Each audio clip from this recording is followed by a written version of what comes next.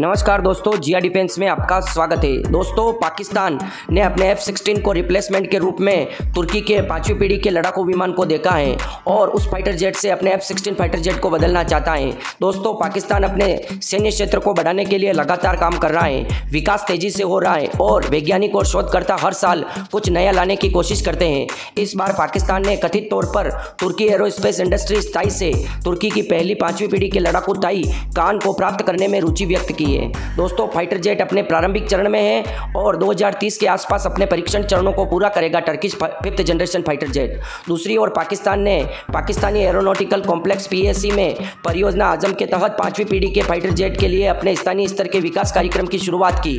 औद्योगिक बुनियादी ढांचे में अधिक संसाधनों की आवश्यकताओं के कारण अब रुक गया है। दोस्तों, पाकिस्तान ने भारत को देखते हुए खुद भी 5th जनरेशन के फाइटर जेट को बनाने की कोशिश की, पर दोस्तों उसकी ड्राइंग भी नहीं बना पाया और उस प्रोग्राम को बंद करना पड़ा क्योंकि पाकिस्तान के पास इतनी कैपेबिलिटी नहीं है, ना ही उसके पास बुनियादी ढांचा है। दोस्तों, पाकिस्तानी वायुसेना अपने बिगड़ते उपकरणों को अपडेट करने को बेताब है। इसने अपने F-16 बेड़े को कई बार अपग्रेड करने का अनुरोध किया है। इसके विपरीत चीन सहित अपने सहयोगियों और पड़ोसियों के दबाव के कारण संयुक्त राज्य अमेरिका में गिरावट आई है। और दोस्तों, संयुक्त राज्य अमेरिका ने पाकिस्तान के F-16 फाइटर जेट को अपग्रेड करने से मना कर दिया है। मतलब पूरी तरह से अपग्रेड नहीं किया है, कुछ को अपग्रेड किया है पर उतने कैपेबल नहीं है वो भी।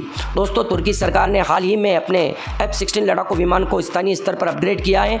तुर्की एरोस्पेस इंडस्ट्रीज के CEO टेमेल कोटिल ने पुष्टि की है, क्योंकि दोस्तों टर्किश के F-16 फाइटर जेट को भी अमेरिका ने अपग्रेड करने से मना कर दिया। इसलिए टर्की ने भी स्थानीय स्तर पर अपने F-16 फाइटर जेट को अपग्रेड किया, पर दोस्तों वो पूरी तरह से वो भी अपग्रेड नहीं हो पाए। पाकिस्तान को एक संभावित देश के रूप में देखा जाता है जो स्थानीय रूप से किट फॉर्म में ताई कान को इकट्ठा करने में सक्षम है। यह अमेरिका F-16 फाइटर जेट के रिप्लेसमेंट के रूप में अपनी आवश्यकताओं को पूरा करता है। 2019 में ताई ने पाकिस्तान में राष्ट्रीय विज्ञान और टेक्नोलॉजी पार्क में अपना पहला उड़ान कार्यालय खोला।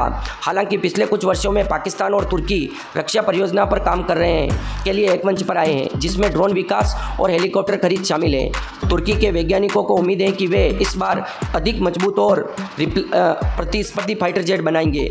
हालांकि इसमें कुछ समय लगेगा क्योंकि तुर्की के विनिर्माण उद्योग की मुख्य चुनौतियां इंजन और एवियोनिक्स हैं, जिन्हें सुधारने के लिए वे लगातार काम कर रहे हैं। यह संभावना नहीं है कि पाकिस्तान स्वयं ताई के कान के निर्माण में महत्वपूर्ण योगदान देगा।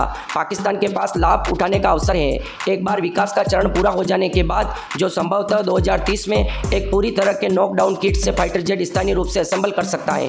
दोस्तों, पाकिस्तान ने पहले टर्की के 5th जनरेशन फाइटर जेट को साथ में मिलकर बनाने वाले थे, पर दोस्तों जब टर्की ने बजट को इन्वेस्ट करने के कहा तब पाकिस्तान के पास न तो बजट था न उसके पास कैपेबिलिटी थी। उसके बाद पाकिस्तान ने कहा कि ये जब फाइटर जेट बन जाएगा तो हम इसको खरीदेंगे, किट फॉर्म में पाकिस्तान इसको लेगा और फिर पाकिस्तान में ही इसको असेंबल कर देंगे। हम इतना कर सकते हैं। इसके अलावा दोस्तों, उन्नत लड़ाकू विमान के निर्माण और डिज़ाइन में तुर्की की विशेषज्ञता से लाभान्वित होने के साथ साथ पाकिस्तान को अपने लड़ाकू जेट को इकट्ठा करने के लिए अभिनव दृष्टिकोण का लाभ मिलेगा।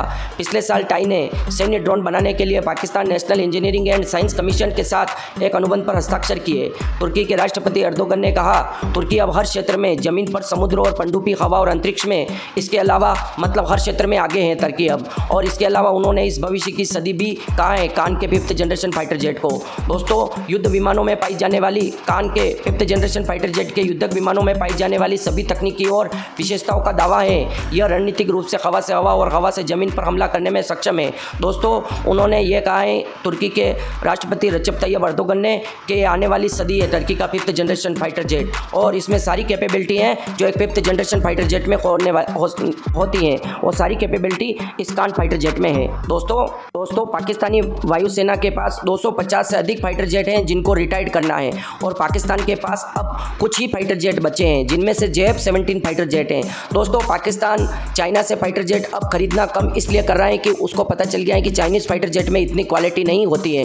क्योंकि दोस्तों जब टर्की से पाकिस्तान ने ड्रोन खरीदा और चाइना से ड्रोन खरीदा तब उसको पता चल गया कि टर्किश ड्रोन क्वालिटी वाले आते हैं और चाइना के ड्रोन में कुछ क्वालिटी नहीं है। जबकि पाकिस्तान बड़ी बड़ी बातें करता है कि JF-17 इतना कैपेबल है, इतना क्वालिटी वाला है और इतना ज़बरदस्त लड़ाकू विमान है, पर कुछ भी क्वालिटी नहीं है। अब दोस्तों, पाकिस्तान के पास पैसा नहीं है खरीदने के लिए, तो उसके पास एक ही मौका है कि वो चाइना से उधार में ये फाइटर जेट खरीदे और दोस्तों पाकिस्तान यही करने वाला है। इसके अलावा दोस्तों पाकिस्तान टर्की के 5th जनरेशन फाइटर जेट को खरीदने की उम्मीद रखता है, पर दोस्तों मुझे नहीं लगता कि वो खरीद पाएगा क्योंकि उसके पास उतना बजट है। हैं और टर्की कभी भी उधार में अपना नया 5th जनरेशन फाइटर जेट नहीं बेचेगा, क्योंकि टर्की की इकोनॉमी भी डाउन हो रही है और उसके पास भी इतना पैसा नहीं है। इसलिए दोस्तों पाकिस्तान को यह 5th जनरेशन फाइटर जेट मिलना मुश्किल ही नहीं, नामुमकिन है। दोस्तों टर्की के घरेलू रूप से विकसित 5वीं पीढ़ी के लड़ाकू जेट का नाम कान रखा गया है। राष्ट्रपति रजब तैयब अर्दोगन ने सोमवार को घोषणा की है कि अर्दोगन की टिप्पणी TFX के बाद आई, जिसे नेशनल कॉम्बैट एयरक्राफ्ट MMU के रूप में जाना जाता है, ने रनवे की शुरुआत और मार्च के मध्य में पहली बार अपने इंजन शुरू करने के बाद अपना टैक्सी ट्रायल पूरा किया। दोस्तों 5वीं पीढ़ी के विमान को वायुसेना कमान की सूची में F-16 विमान को बदलने के उद्देश्य से टाई द्वारा विकसित किया गया है, जिसे 2030 के दशक में शुरू करने की योजना है और परियोजना 2016 में शुरू की गई थी। दोस्तों अर्दोगन ने कहा है कि इस विमान के साथ टर्की 5वीं पीढ़ी के लड़ाकू विमान का उत्पादन करने के लिए बुनियादी ढांचे और टेक्नोलॉजी वाले कुछ देशों के में से एक बन गया है।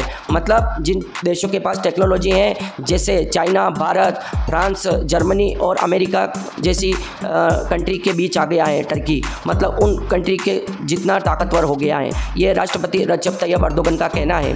दोस्तों Turkish fighter jet 5th generation 21 metre का जेट है और वो अपने जुड़वा इंजनों की बदौलत 1.8 मैक की अधिकतम गति तक पहुंचने में सक्षम है, जो प्रत्येक 29,000 पाउंड मतलब 13,000 किलोग्राम का उत्पादन कर सकता है।